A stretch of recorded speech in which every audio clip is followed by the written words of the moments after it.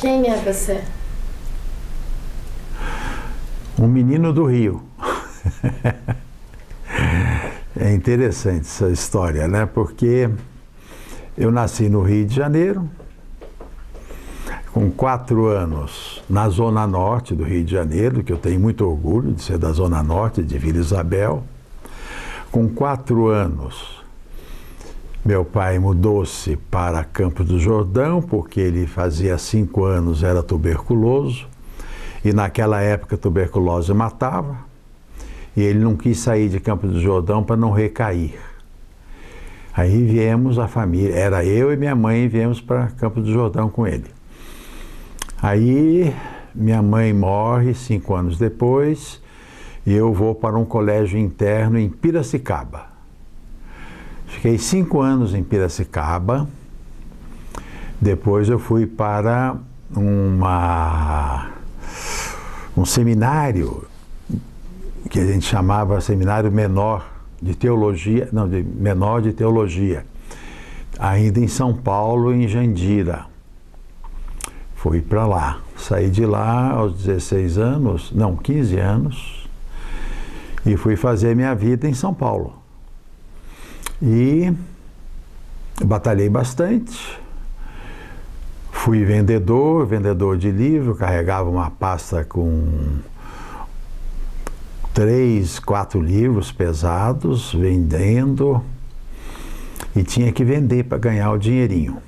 Nunca fui um vendedor brilhante, mas era um vendedor médio, né? Eu acho que a necessidade me fazia vender. Mas aí eu queria ser jornalista.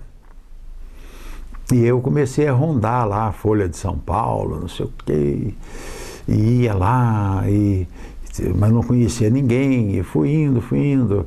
Aí acabei virando revisor, e revisor naquela época era dupla. Um lia a matéria já composta e outro lia a matéria escrita. E cada erro que a gente deixava passar, a gente era multado no salário da gente. E ninguém queria trabalhar comigo, porque eu dormia, ficava com sono, porque eu trabalhava o dia inteiro numa companhia de seguro, e aí foi divertido. Aí eu conheci um jornalista que foi importantíssimo em São Paulo, chamado Murilo Terra, que foi um dos fazedores do Jornal da Tarde. Era um jornalista de primeira linha. Fui encontrá-lo quando eu fui secretário de comunicação do Covas, N anos depois, e ele trabalhava na DPZ e atendia a conta do governo do estado.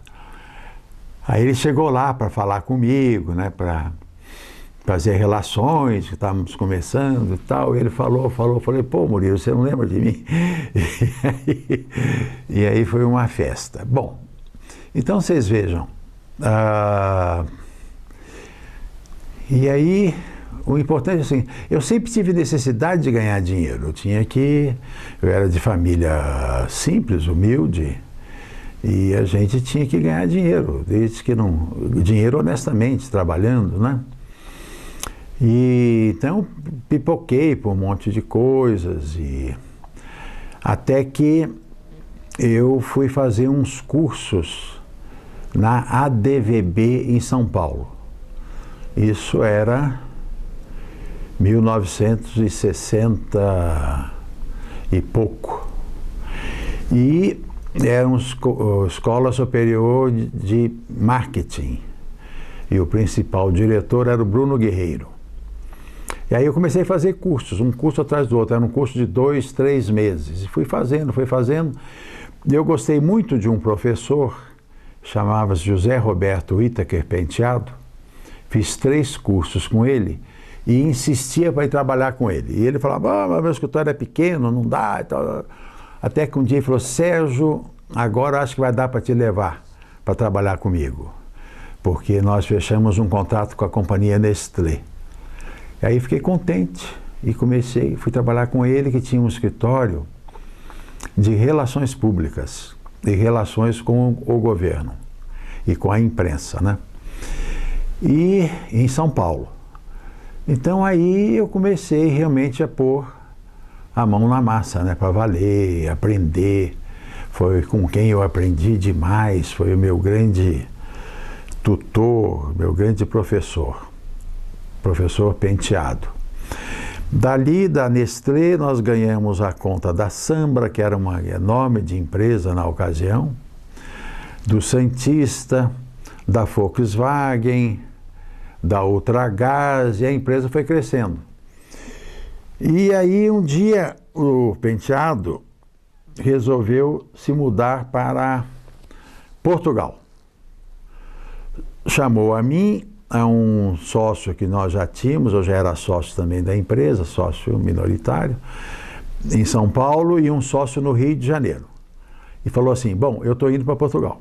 Mas como que você vai para Portugal? Como é que nós vamos sustentar a conta da Volkswagen? Isso é problema de vocês. Vocês só têm que fazer uma coisa. Vocês têm que mandar para mim $1.000 por mês. Pode ser que um dia vocês não consigam. Vocês só me avisem antes. Ó, não vou poder mais mandar os $1.000. E vocês que se virem. O problema é de vocês. E ele foi embora. Nós pensamos que ele estava brincando. Ele foi mesmo embora para Portugal. E nós ficamos enganando os clientes da ausência dele nas reuniões, né?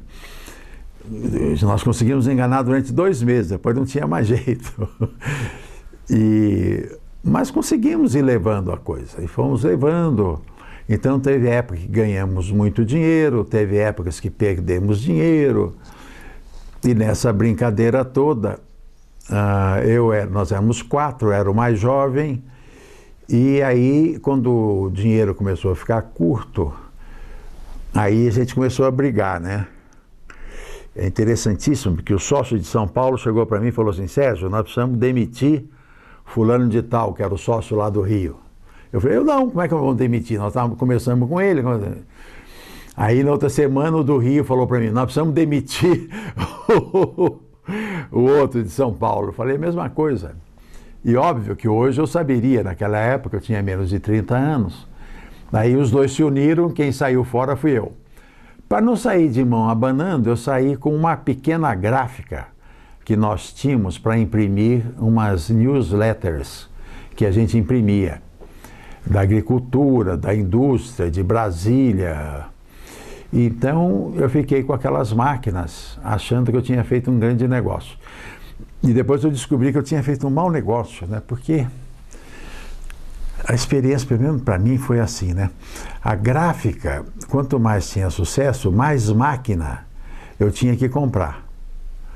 Quanto mais máquina eu comprava, mais dívida eu ficava. E menos capital de giro para girar a coisa, né? Até que um dia, à noite, eu perdi a paciência. Eu não quero, o meu negócio não é esse, o meu negócio é imprensa, é comunicação, né? O que eu estou fazendo numa coisa dessa? Vou vender a gráfica. Aí eu pensei assim: bom, mas vender gráfica é difícil, que o cara compra e não paga. Então eu falei: bom, vou vender para um parente. E vendi para um primo da minha primeira mulher. E realmente ele pagou a primeira prestação, depois nunca mais pagou nada. Mas assumiu o passivo da gráfica, aquela coisa toda, que então já foi uma grande coisa. E aí existia um curso na Fundação Getúlio Vargas, em São Paulo, que era um curso intensivo de 6 meses, um semestre, que era de manhã e de tarde, que era para pessoas mais maduras, que já tinham trabalhado, e era curso dado pelos melhores professores que tinha na GV, só que custava muito caro. Aí eu fui num vice-presidente da Nestlé, Dr.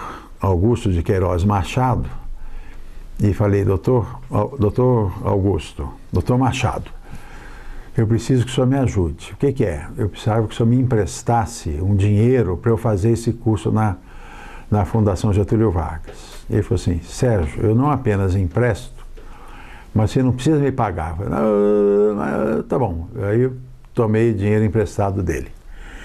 E fui fazer o curso. E eu fiquei sozinho em São Paulo. mandei minha família para a casa do meu pai em Bauru e me dediquei a fazer esse curso de noite lá. Quando terminou o curso, aí surge o Paraná na minha vida. Um dos colegas do curso trabalhava na Olsen, João Milano, e me fez um convite para vir trabalhar aqui na Olsen.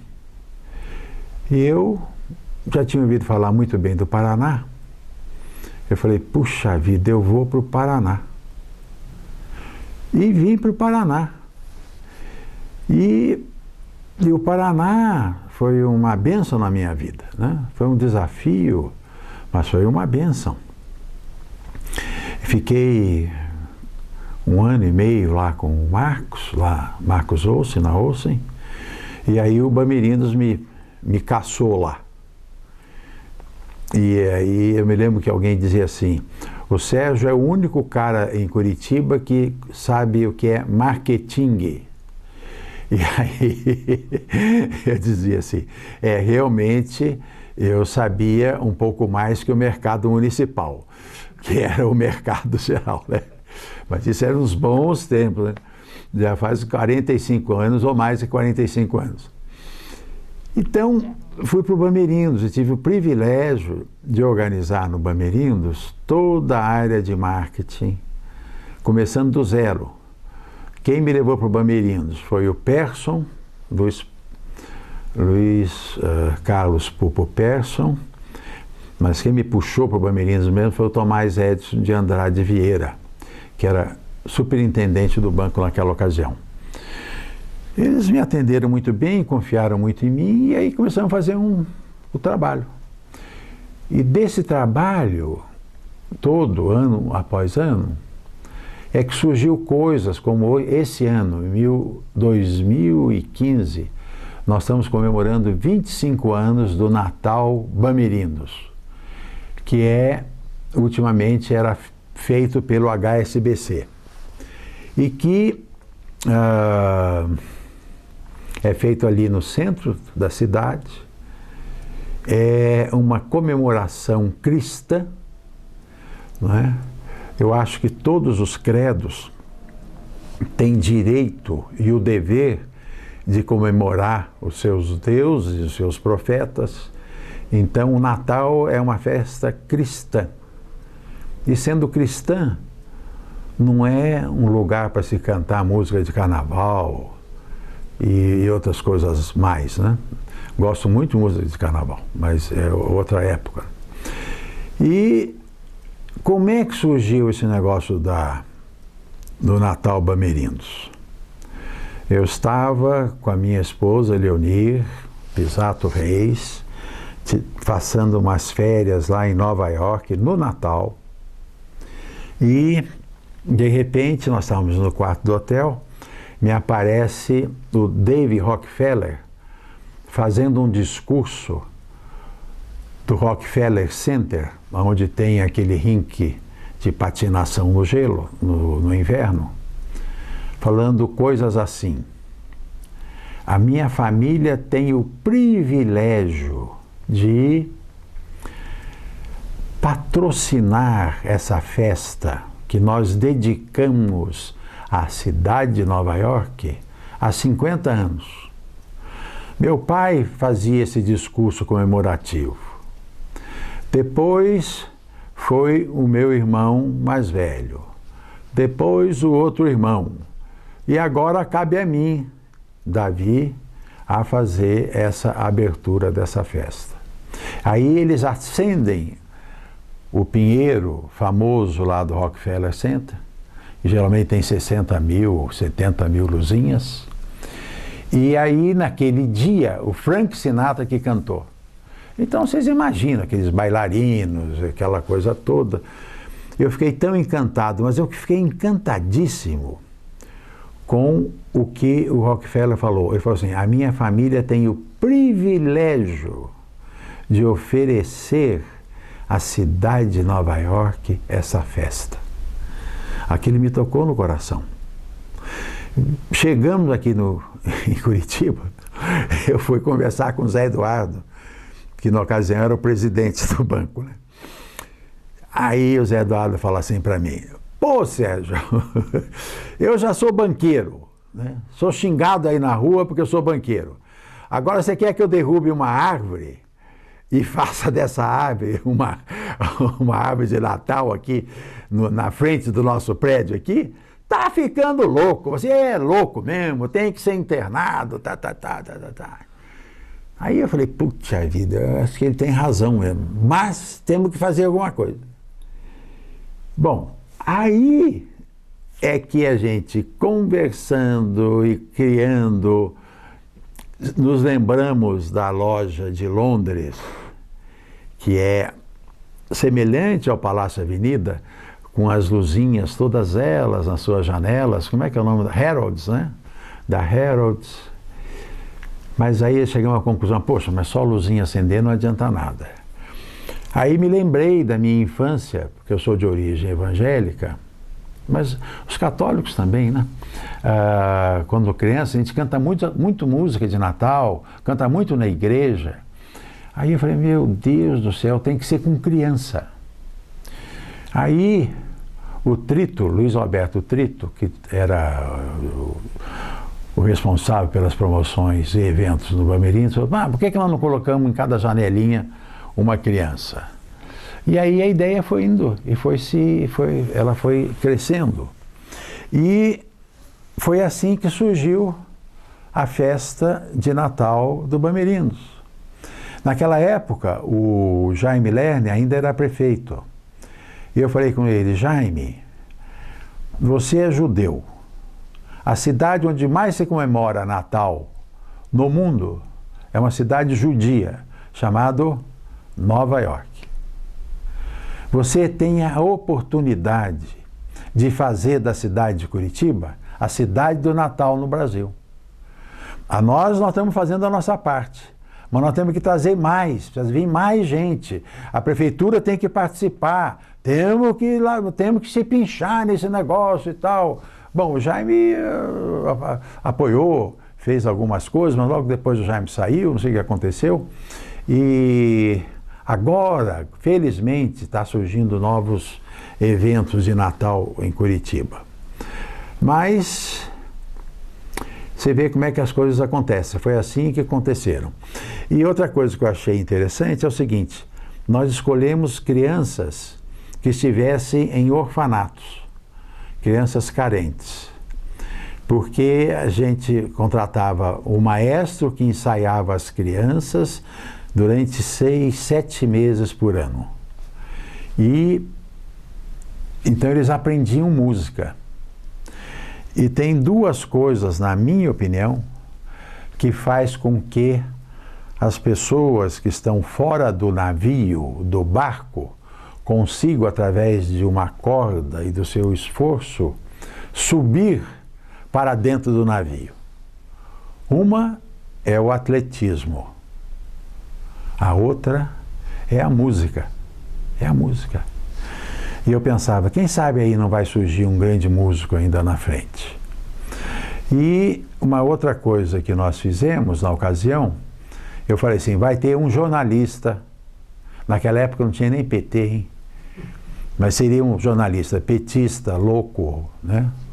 Ia dizer assim: esse banco está usando as crianças em favor da sua imagem, né? Aí nós instituímos pagar um salário mínimo na poupança para cada criança que tivesse no projeto. E essa aí foi uma das coisas boas que nós tivemos oportunidade, o privilégio de fazer.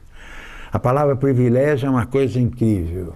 Eu aprendi em Piracicaba, no Piracicabano, quando um diretor lá chamado Armando Penaforte Amorim, era um reitor, tinha 2 metros de altura, cabelo branco, fortão.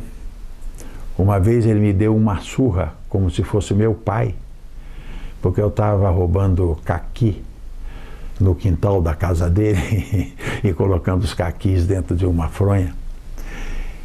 E foi uma surra que não me doeu, porque ele me bateu, porque dizia assim: eu não posso te expulsar, porque você não tem para onde ir, mas eu estou te dando uma lição, Mas o Armando Penaforte falava assim: Ele me ensinou a palavra privilégio. Privilégio, sempre falava privilégio. O outro privilégio foi que no Bamirindos eu tive uma oportunidade de fazer muita coisa. Tem muita gente de talento que tem tido ideias maravilhosas, mas nunca puderam realizá-las.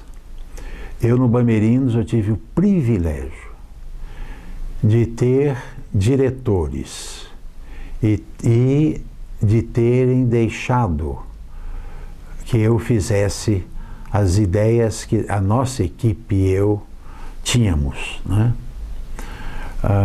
Então, por isso que nós podemos fazer muita coisa. A outra coisa também é as pessoas de talento que eu tive o privilégio de viver com elas, de conviver com elas.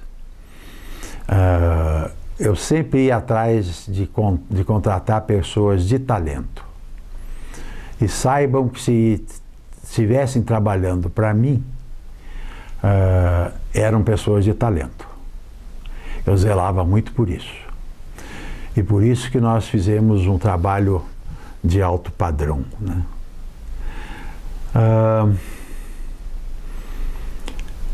O que mais? É duro falar, é difícil falar da gente, né? Isso me faz lembrar um grande artista da televisão brasileira que chamava-se Flávio Cavalcante. E eu não gostava do Flávio, porque o Flávio punha o carão dele assim na televisão, como eu estou pondo aqui, e dizia assim: agora, senhores e senhoras, o maior e o melhor programa da televisão, programa Flávio Cavalcante. Então, falar de si é uma coisa difícil, né? Eu me sinto sempre constrangido. Eu saí mais a Silvio Santos. O Silvio Santos pagava um ótimo locutor lá. Como é que era o nome dele? Era famosíssimo. Um ótimo, ele falava Lombardi. Assim, aí o Lombardi aparecia: senhores e senhoras, a partir de agora, o grande animador Silvio Santos. Aí aparecia o Silvio Santos. Eu estou sentindo falta do Lombardi. Mas fizemos coisas incríveis, né? No rádio, o Bamirindos fez uma série de programas de propaganda, eram de 60 segundos, que falavam de cidades. E o que a gente procurava? A gente procurava o seguinte: a gente falava de Aracaju e colocava em São Paulo e no Rio de Janeiro, para que a pessoa que estivesse guiando o carro, porque quem ouve mais rádio é quem está no carro, ouvindo aquela propaganda do Bamirindos, ele tivesse dois sentimentos. Primeiro, que era um banco ligado, comprometido com o Brasil. Segundo, porque conhecia muito bem Aracaju, por exemplo, né?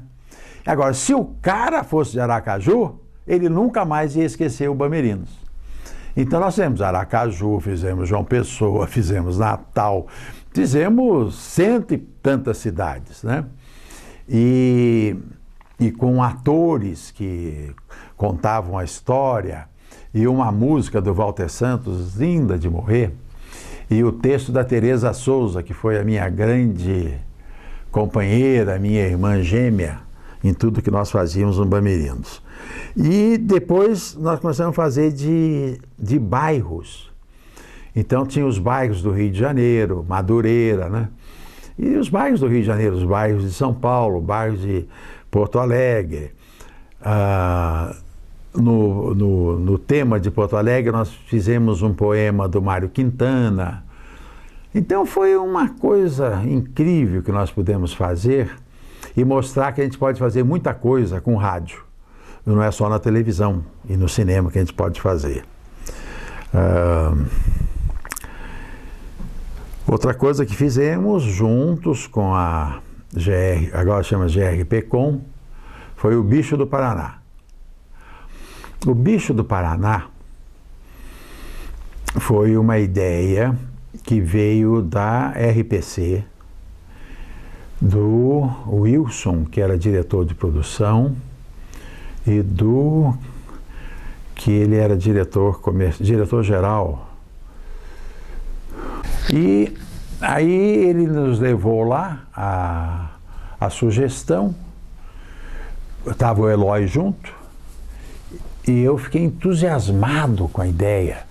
Por quê? Eu fiquei mais entusiasmado na ocasião do que o Eloy.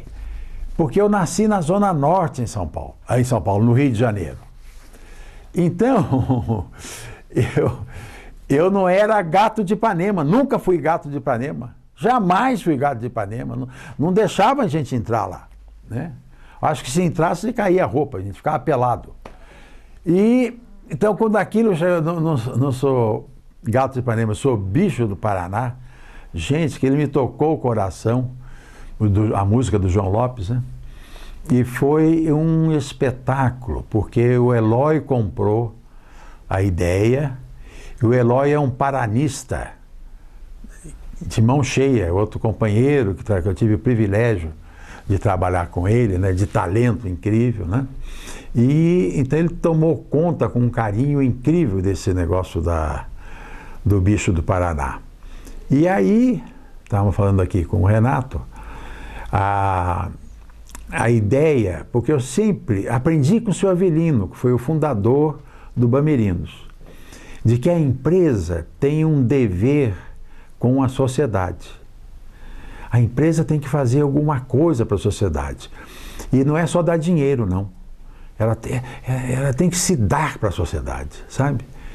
E aí eu tinha vindo de São Paulo, né? E tal, eu pensava assim, meu Deus do céu, a gente tem que pensar alguma coisa para preservar para o futuro o que foi o Paraná, como é que o Paraná foi construído, como é que o Paraná chegou aqui e tal. E aí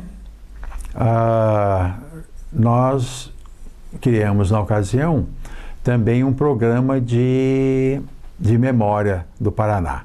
Só que o Bamerindos e o Moarama tinha dinheiro, né? Então a gente contratou jornalista, e o enfoque era outro. E foram, não sei, acho que foram uns 10 anos esse negócio, né? Pena que parece que se perdeu esse material todo. Mas chegamos, Renato, a passar para o papel tudo que tinha sido gravado em som. Pagamos uma jornalista que transferiu isso para... E eu não sei onde é que isso está, né? Mas o Bicho do Paraná foi um dos grandes projetos da vida da gente, que nós participamos, né?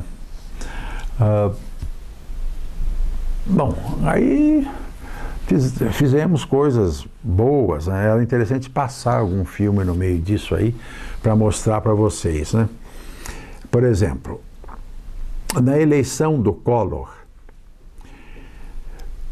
eu estava lá em São Paulo e pensei o seguinte: no domingo da eleição, na hora que começar a contar os votos, vai ter uma audiência muito grande na televisão.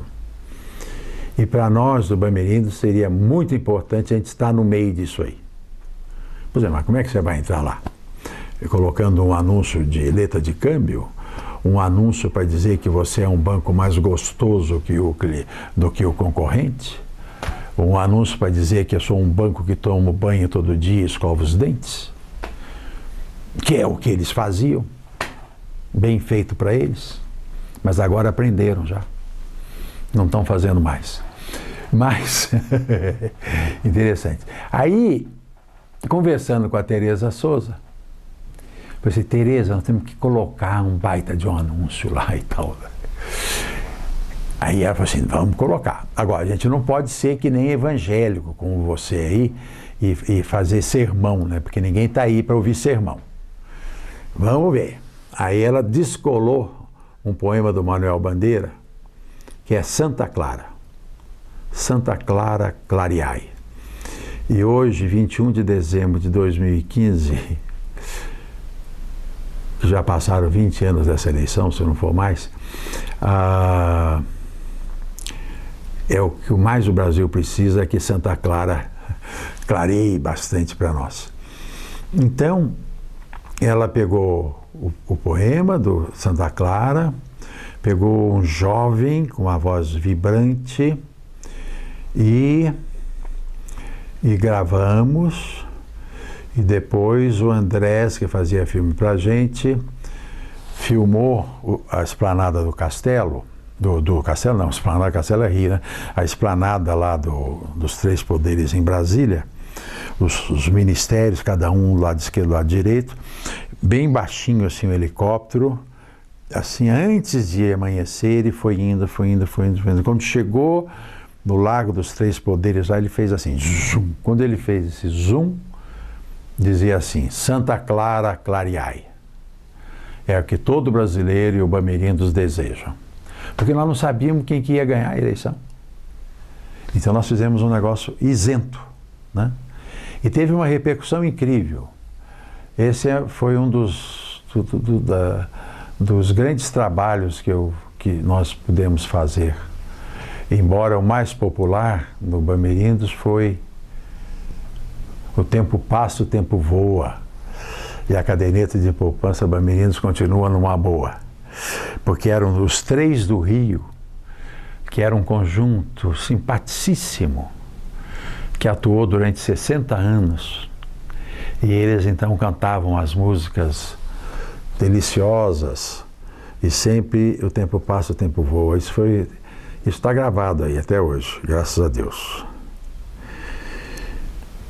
E, para terminar, não como penúltimo, não último, foi um programa, aí mais do que propaganda, era um programa de 3 minutos que nós fizemos, chamado Gente que Faz. O Bamerindos durante muito tempo fez muita campanha para o brasileiro confiar no Brasil. Acredite no Brasil.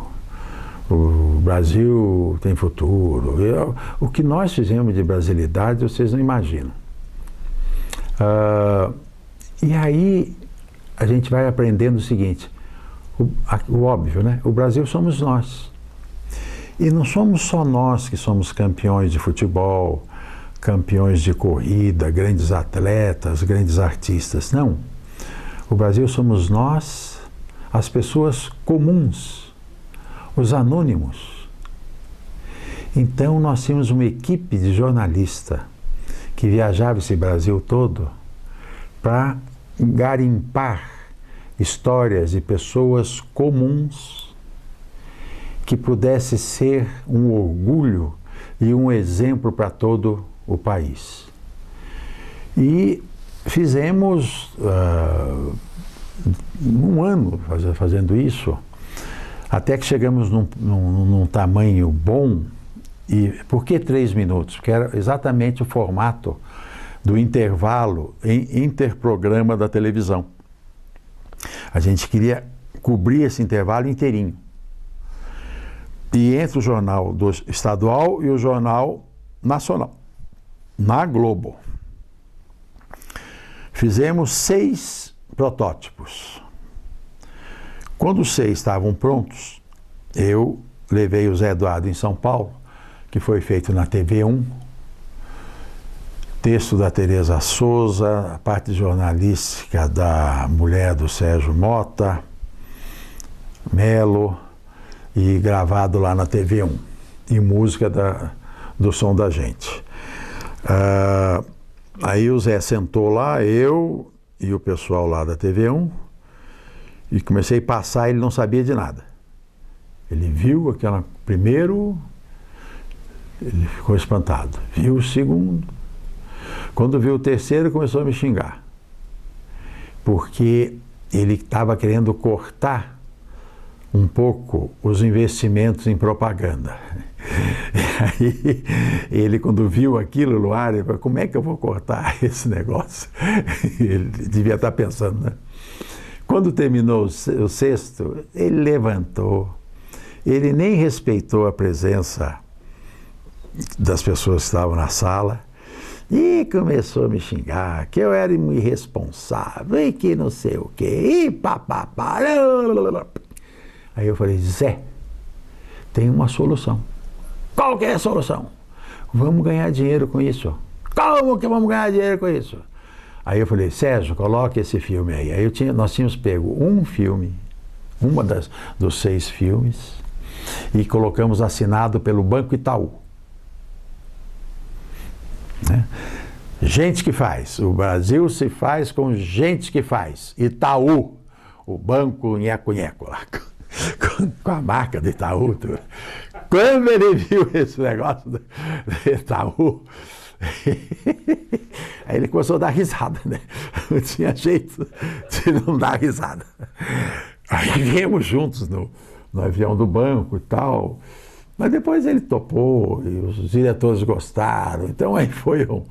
E aí, gente, esse programa ficou no ar 4 anos, 4 anos, 4 anos, com audiência. Por quê? O Boni, que era o grande homem da Globo, ele dizia o seguinte, o programa âncora para mim é o Jornal Nacional, porque me levanta a audiência para ir para a novela.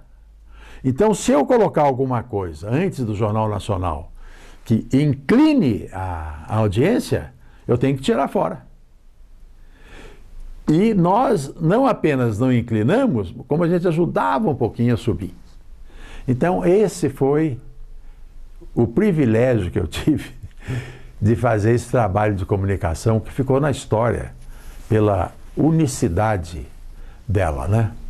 Foi uma coisa realmente diferente que, graças a Deus, pudemos realizar. É interessante falar da Umuarama Comunicação e Marketing Limitada.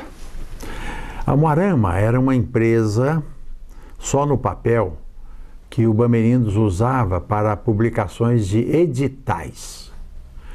Depois de eu estar quase um ano no banco, na área de comunicação e montando o marketing lá, o Edson, que era o superintendente do banco, o senhor Avelino ainda era vivo, disse para mim, você vai fazer essa agência funcionar.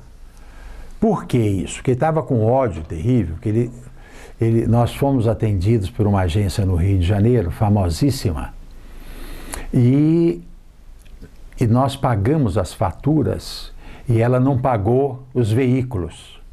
E aí foi parar um título no cartório no Rio de Janeiro do Bamerindos, porque o Bamerindos naquela época era pouco conhecido no Rio. Aí o Edson ficou louco da vida e cancelou o contrato com a agência, aquela coisa toda. Então você que vai tocar, vai fazer a propaganda do banco no Umuarama. Eu falei, pô Edson, mas não vai dar certo. Vai sim. E tem mais, se não der certo, o responsável sou eu. Então, tchum. Aí começamos a fazer o Umuarama com um rapaz que cuidava da área de produção gráfica e um redator excelente, foi um grande amigo, um grande profissional, chamado Sérgio Mercer. E o produtor era o Cavallari. E o Sérgio Mercer dizia que a Umuarama cabia numa pastinha que eu tinha, pequenininha, de cor vinho, de cor vinho, assim, aí cabia, porque nós ficávamos nós 3 numa sala só, lá na Marechal Deodoro. E aí fomos caminhando, fazendo a Umuarama, e aí começou a dar certo. Mas por que deu certo? Porque a gente ia atrás dos melhores profissionais. Então, precisávamos de um fotógrafo, a gente ia com o melhor fotógrafo. Precisávamos fazer filme, a gente ia com o melhor cara de filme. De som, fomos com a melhor pessoa de som. Então, a Umuarama começou a crescer, né? E aí as agências locais ficavam com muito medo que a gente fosse disputar a conta deles aqui, né? E eu dizia para eles, vocês podiam confiar que enquanto eu estivesse lá, nós jamais iríamos disputar contas com as agências normais, profissionais da época, etc. Mas a Umuarama sempre foi ótima, porque ela esgrimava... Outra coisa, chegou uma época que eu comecei a pôr contas em outras agências em São Paulo. Então isso instigava o Umuarama. Do outro lado, as agências de São Paulo tinham que trabalhar muito bem, porque senão eu tirava a conta deles e punha no Umuarama. Então, foi um sistema que deu certo, que felizmente deu certo. Nós estávamos falando de memória, né? Você veja como memória realmente é uma coisa muito importante, muito importante. Eu sempre achei graça daquela frase que diz que a gente precisa conhecer a história para não repeti-la. Mas vocês sabem que é verdade mesmo? É verdade, gente, é verdade. A gente esquece. Depois que passa, veja o Brasil. Nós estamos em 2015. O Brasil esqueceu 20 anos atrás. Nós estamos repetindo tudo outra vez. Repetindo tudo outra vez. Nós somos especialistas em subir em pau de sebo na festa de São João. Nós sempre estamos recomeçando, sempre subindo no pau de sebo para que o país de amanhã surja. Então a memória é muito importante para que a gente possa não repetir os fracassos que nós temos, né? E repetir os bons momentos, né? E aí, pensando nisso, o Paraná, que é um estado jovem, nós pensamos então em fazer a Memória do Paraná, feita pela Umuarama, custeada pela Umuarama, que era a agência de propaganda do Bamerindos, e contratamos então o Freitas Neto para ser o coordenador dos jornalistas que fariam o programa. E o Eloy Zanetti, que é também, ele, por alma, ele é um historiador, se entusiasmou tanto com a ideia e ele foi o coordenador, o administrador desse projeto, tendo o Freitas Neto como o grande coordenador. E tivemos então o Samuel, eu me lembro do Samuel Guimarães, me lembro desse jornalista famoso que até hoje está aí, graças a Deus, na rádio do Malucelli, o Haroldo Murat, o Aramis Milarche, Samuel Guimarães, eu já falei, né? Samuel Guimarães e o Maza, Luiz Geraldo Maza, e tantos outros, porque o Freitas sempre trazia gente nova para poder participar, é como se estivesse fazendo uma evangelização, sabe? Vendendo a ideia e coisa. E foi uma coisa, foi muito lindo e foi um trabalho maravilhoso que foi feito.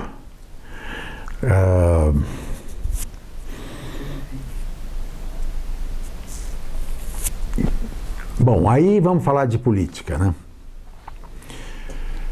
De repente o seu Zé, que era o presidente do banco, resolve se candidatar a senador. E é uma história interessante, porque quando ele chamou os diretores para um coquetel na Comendador Araújo, aonde a gente tinha lá um departamento de imprensa e tal, ele anunciou que ele ia ser candidato. Uma curiosidade, né? A mulher dele, chamada Tânia, falou assim: você vai quebrar o banco. Não, ela falou: você vai perder o banco. Aí eu pensei, eu estava lá num cantinho, pensei assim: poxa, mas essa Tânia realmente é dura, né? Como que vai perder o banco? O Magalhães Pinto foi governador, foi senador, depois foi deputado, senador e governador, e nunca perdeu o banco, não sei o quê, tá. Como é que ela fala uma coisa dessa e tal? Isso é o que eu pensei, mas fiquei quieto, né? Mas registrei. Bom, aí saímos para a campanha. Aí ele olha para mim e falou: você vai fazer a campanha. Eu falei: tá bom, vou fazer a campanha. E, dentro do meu estilo, fui para São Paulo e, na minha opinião, contratei os melhores profissionais para fazer a campanha. E quando eu falo melhores profissionais, e você fala em comunicação, qualquer área de comunicação, você não pode ter boi de presépio, porque senão não decola. Jornal não decola, programa de rádio não decola, programa de televisão menos ainda. E para ganhar a eleição tem que ter gente boa. Mas, sobretudo, que se respeite, sabe? Que um olha para o outro e fala, não, eu posso não concordar, mas esse cara é bom, esse cara é bom. Então, fazer esses times, eu tive o privilégio de aprender como fazer esses times. Que eu acho que foi o meu grande galardão da minha vida. E aí, então, veio o Sérgio Mota Mello, veio o Pinheiro, veio como é que era o nome lá, Lene? O Voile Guimarães e tal. Então nós fizemos um bom time. Eles trouxeram de São Paulo bons jornalistas, bons videomakers. E o Voile... Bom, antes disso, no Bamerindos nós tínhamos colocado não é isso. O Zé usava chapéu de palha quando chegava no sítio dele lá. Aliás, quando ele entrava na caminhonete dele, e tinha um negócio assim, aqui, que ficava o chapéu de palha fundado assim, ele tirava e já punha. Quando chegava no banco, ele tirava e punha lá o negócio. E aí nós começamos a colocar o chapéu de palha em cima de computador para fazer propaganda do banco. E aí nada mais natural, porque o que nós fizemos, né, como marketing? Nós não desfiguramos o Zé, nós aprofundamos o Zé. Então, se ele usava chapéu de palha nele. Se ele falava errado, ele que continue falando errado. Se ele... todos os hábitos dele... Aí, o primeiro filme que saiu na televisão da campanha política dele foi um menino descalço, andando no meio da fazenda ali, da terra removida pelo trator, e sujo e tal, calcinha curta, que foi como ele era, né? Não houve... O que nós fizemos foi aprofundar, nós não iludimos ninguém, né? E elegemos o Zé. Contra todo mundo, né? Conseguimos eleger o Zé. Aí depois de ter terminado, eu estive em São Paulo com cara de marketing, etc. Como é que vocês fizeram para fazer o Zé ficar falando caipira? Eu falei, deu um trabalhão desgraçado, você não imagina. Então, gente, foi divertido. Bom, aí o Zé começou a achar que ele podia tudo, né? Pô, podia tudo. Depois dessa campanha, fizemos a campanha do Greca, que conseguimos eleger também, que foi um privilégio, foi ótimo. Eu acho que o Greca foi um excelente prefeito, valeu a pena. E mesmo o Zé como senador, valeu a pena. Mas aí, depois de algum tempo, ele começou a chegar para mim... primeiro ele queria ser... quando o Fernando Henrique foi eleito, 94, aí ele falou assim, eu quero ser presidente da República. Aí eu falei, não. Comigo, não. Como comigo? Então isso é uma falta de confiança? É um voto de desconfiança? Eu falei, é um voto de desconfiança. Sabe por quê? Porque você não tem talento para política. Eu, por exemplo, gostaria de saber tocar violão. Eu não tenho talento para tocar violão. Eu não tenho talento para tocar piano. Gostaria muito de tocar piano, mas não tenho talento. Não quer dizer que eu seja ruim. Eu sei fazer outras coisas, mas não sei tocar piano nem violão. E você não sabe tocar política. E eu não vou ser culpado por você não ser eleito. Mas ele insistiu. Fizemos algumas coisas aí e tal, mas ele... Aí o Frias, da Folha de São Paulo, o senhor Otávio Frias, falou que se ele... Não, o Sarney e o Frias, se ele conseguisse 2% na Folha de março de 94, que os dois apanhariam o Zé. Putz, aí rapaz, aí você não imagina, né? O que eu pensei? Bom, aí saímos com ele andando por aí, ABC em São Paulo, que o banco era muito forte no ABC, depois Cuiabá, Goiás, Mato Grosso do Sul, e tal. Eu sei que chegou no tal dia, ele consegue 3%. Quando eu vi 3%, eu falei, bom, estamos ralados. Eu estou perdido. Cheguei para o João Elísio, um irmão e um grande companheiro, falei, João, você está louco, agora que nós não vamos conseguir tirar isso dele, Bom, mas felizmente conseguimos tirar. E ele se aproximou do Fernando Henrique, ajudou muito o Fernando Henrique, ajudou mesmo. E na época que ninguém queria o Fernando Henrique, os grandes empresários que estão aí até hoje preferiam o Lula, estavam dando dinheiro para o Lula, porque as pesquisas apontavam o Lula, e o Zé ajudou o Fernando Henrique. Eleito o Fernando Henrique, ele voltou outra vez assim, eu vou ser presidente daqui a 4 anos, e você vai ajudar. Eu falei, não vou, não conte comigo. E aí, o tempo vai, o único jeito foi eu sair do banco. Ele não acreditava que eu saísse do banco. E eu saí do banco. E saí sem ter nada. Sem ter nada. Minha esposa, minha mulher, é testemunha disso. Saí sem ter nada. Ele não acreditava que eu saísse. Mas eu saí. Aí foi, a editora Abril soube que eu tinha saído e fez um convite para mim para ir para São Paulo. Então agora aqui eu quero fazer um registro, né? Primeiro, ninguém é uma ilha, ninguém faz nada sozinho. A gente sempre está rodeado de companheiros e companheiros de talento, como eu já falei aqui. E ninguém faz nada sem uma companheira e uma mulher extraordinária que eu tive o privilégio de ter nesses 35 anos. Eu quero deixar aqui registrada Leonir Maria Pisato Reis, minha companheira. Porque a vida da gente não é assim, né? Ela faz assim.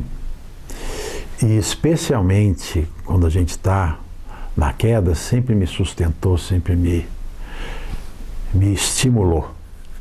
E mesmo quando a gente está assim, aí a gente começa a achar que é Deus, né? É que nem aquela história do Alexandre, né? Que pagava um soldado para caminhar ao lado para dizer assim, você é mortal, você é mortal. Então, eu quero deixar aqui um registro à minha querida mulher. Fomos para São Paulo. Fomos para São Paulo, mudamos, fomos trabalhar na Abril, que eu há 50 anos atrás sempre quis trabalhar lá. Foi um período bom, foram 2 anos foram bons, mas eu não sei se naquela época o Roberto Civita estava comprando uma empresa de televisão de circuito fechado nos Estados Unidos, que acabou comprando, disputando com a Globo, né? Então não deu para a gente conviver muito. E eu via que não... Eu estava meio engatado, né? Aí eu saí. Mas nessa mesma época, o Fernando Henrique estava atrás de mim para trabalhar lá na Secretaria de Comunicação da Presidência. Aí fui embora para Brasília. Ficamos lá 2 anos também.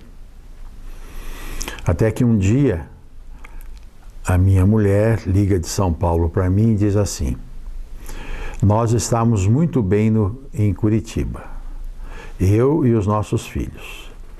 Aí você disse que vinha trabalhar em São Paulo. Nós viemos para São Paulo com você. Só que agora você está em Brasília e nós estamos aqui sozinhos. E eu disse para ela: então você me dá 1 mês que eu arrumo esse negócio. Demorou um pouquinho mais de mês, mas consegui sair lá de Brasília sem brigar com Fernando Henrique, etc e tal. Foi uma experiência incrível, né? A primeira experiência que a gente tem em Brasília é que você chega na segunda-feira, você ainda está contaminado pelo Brasil. Na terça-feira, você já se esqueceu do Brasil. Acreditem. Mas a gente volta na sexta, né? Para a cidade que a gente mora, né? Mas foi interessante. Eu acho o Fernando Henrique um homem inteligentérrimo. Ele sabe ver longe, é estratégico, fala diversas línguas, mas acima de tudo ele é muito sedutor, né? O Fernando Henrique é sedutor demais, né? Eu dizia para ele que a minha sorte é que eu era homem, né? Não era mulher. E ele morria de rir, né? E foi um grande presidente, mas, na minha opinião, que eu posso estar absolutamente errado, ele não deu apoio ao Serra suficiente. E o Serra perdeu a eleição. E o Lula foi eleito presidente. E está aí há 13 anos. E pode ser que fique 20. Na minha pequena opinião, o grande responsável disso foi o Fernando Henrique. Bom, aí eu saio e venho para São Paulo. Chego em São Paulo, um amigo, que era muito amigo do Covas, vai lá para casa num sábado e eu ia trabalhar para o Bradesco. Já tinha me comprometido com o Bradesco, ele está lá na segunda-feira, e ele só saiu de casa, eu dizendo, me prometendo que eu ia trabalhar com Covas, porque estava um problema lá de comunicação, e que o Covas não merece isso, e tal. Bom, aí eu fui pego pela vaidade. Ir trabalhar com Covas, eu fui pela vaidade. E fui. O pessoal do Bradesco jamais me perdoou. E trabalhar com Covas foi um descobrimento incrível. Eu me entusiasmei muito mais com o Covas do que com o Fernando Henrique. O Covas era um político brilhante. O Covas pegou o estado de São Paulo quebrado. São Paulo devia 2 arrecadações anuais quando ele assumiu. Primeira coisa que ele fez foi acabar com a Banezer. A Banezer tinha 102 mil funcionários. E ele acabou com a Banezer assim, numa assinatura. E ele dizia que nunca tinha demitido ninguém na Banezer. Eu só acabei com a empresa, porque não tinha dinheiro para pagar a empresa. Consertou São Paulo.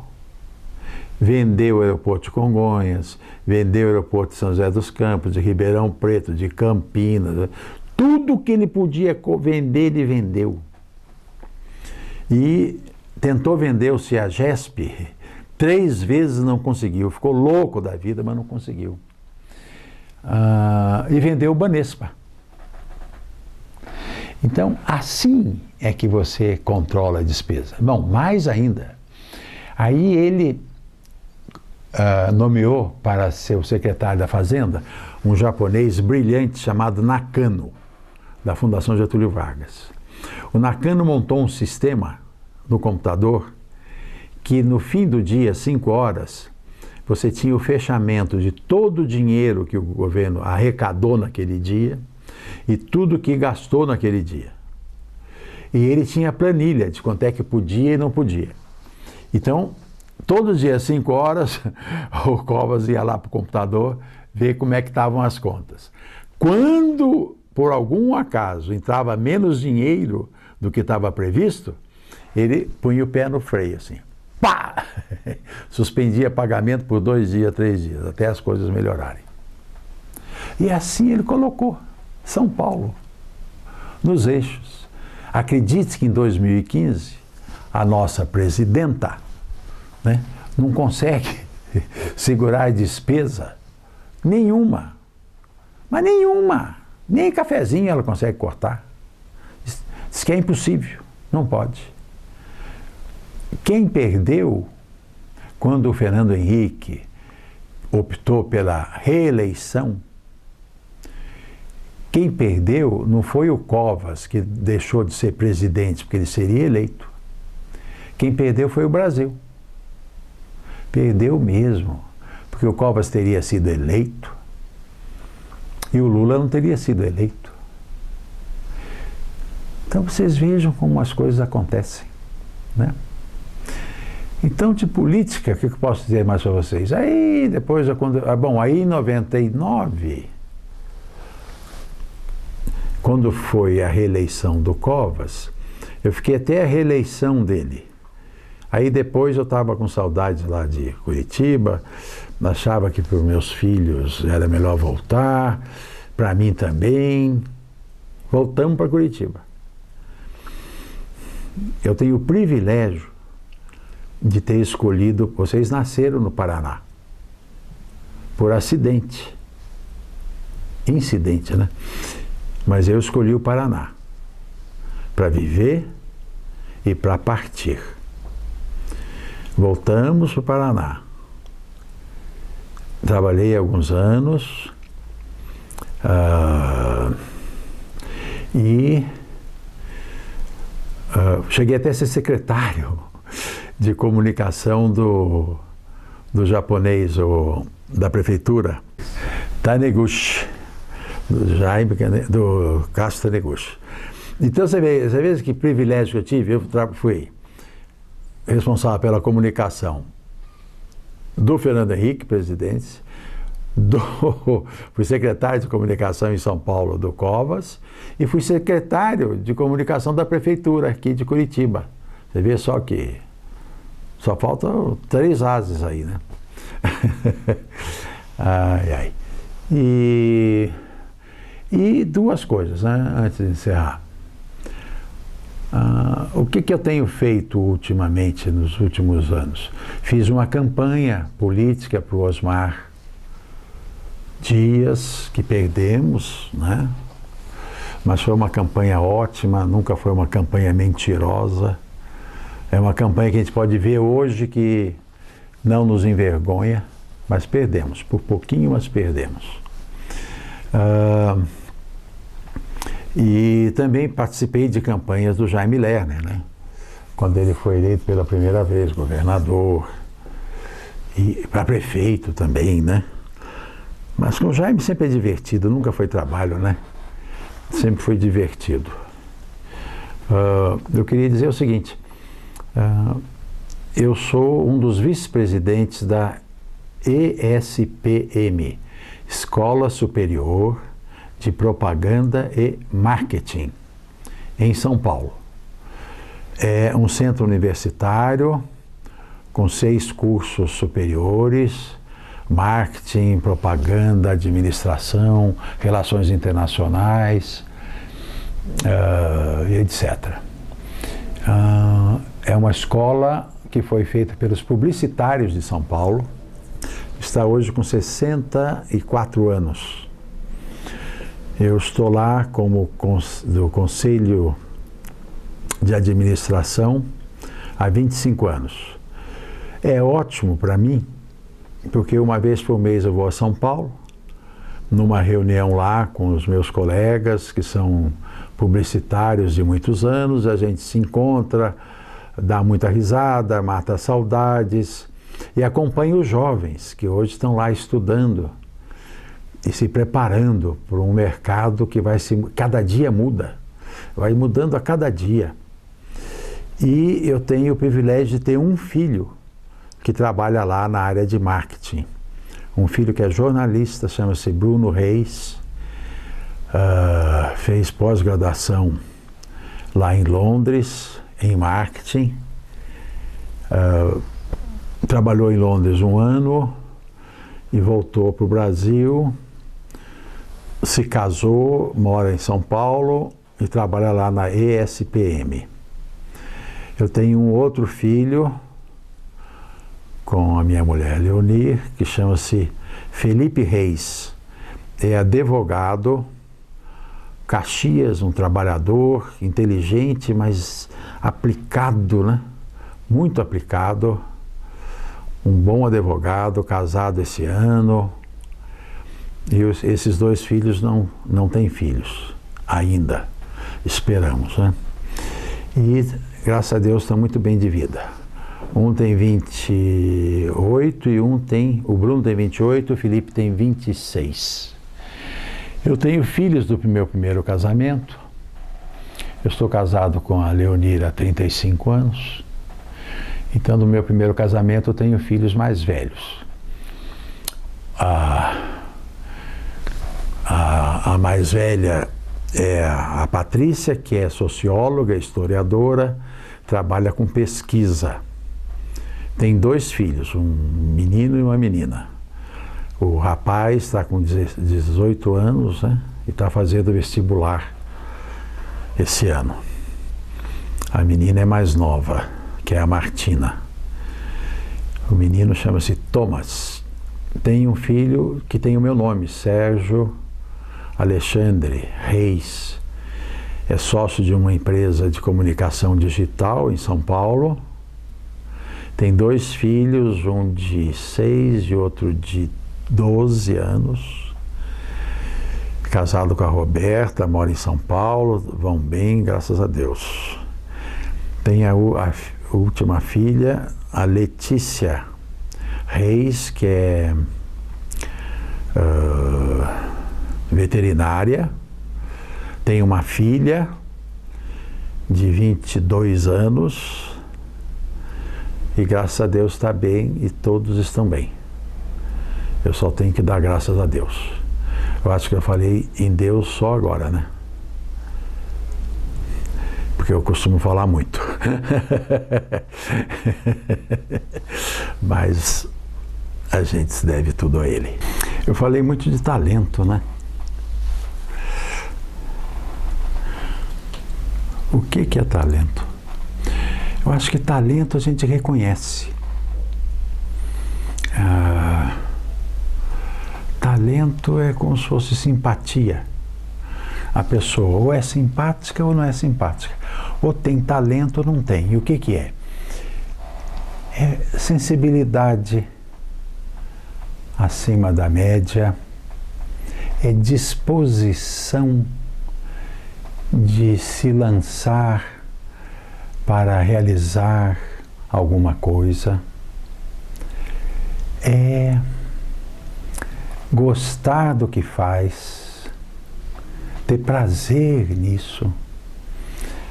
Talento, quanto maior o talento, mais a pessoa gosta de pessoas. E por isso ela inspira e realiza muita coisa. Realmente a gente não consegue pegar, né? Mas existe. E eu tive o privilégio de trabalhar, como falei já, com muita gente de talento. Não apenas de talento, mas comprometidas. Estávamos ali juntos como se fosse uma guerra santa. Todos nós comprometidos com a causa, né? Outra coisa, todos gostavam do que faziam.